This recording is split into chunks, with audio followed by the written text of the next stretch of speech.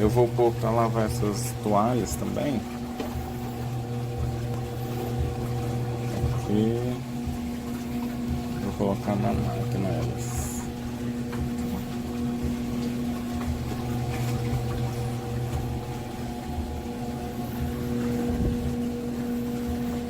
Deixar ela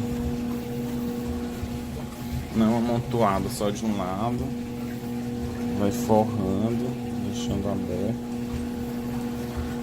E aqui é o compartimento: sabão líquido, sabão em pó, amaciante.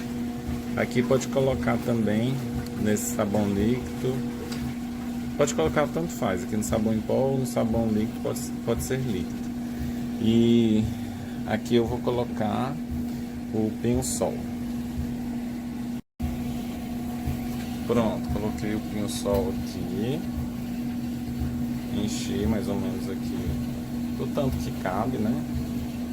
Aqui eu coloquei uma tampinha, menos um pouquinho, não é tanta toalha.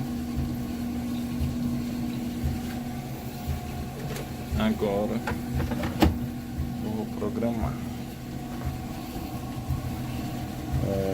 Eu vou colocar aqui no rápido, extra rápido.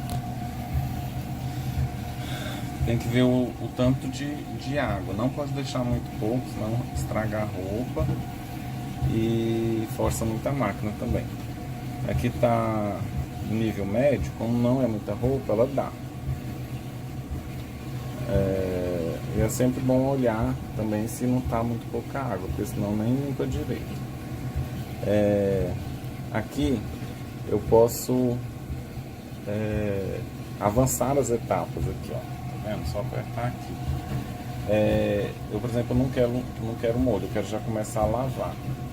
Se eu quisesse enxaguar ou já partir para centrifugar, era só eu apertar aqui, ó. Tá vendo? Mas aí ele vai acendendo a luzinha. Mas eu quero lavar mesmo. Eu coloquei extra rápido e só iniciar. Aqui se quiser turbo, enxágue extra, aí é só apertar aqui. Eu normalmente não uso. Eu coloco mesmo só para lavar. Aí pronto, aperto. Começou a encher. Quando terminar de encher, ele começa a bater, a funcionar a máquina.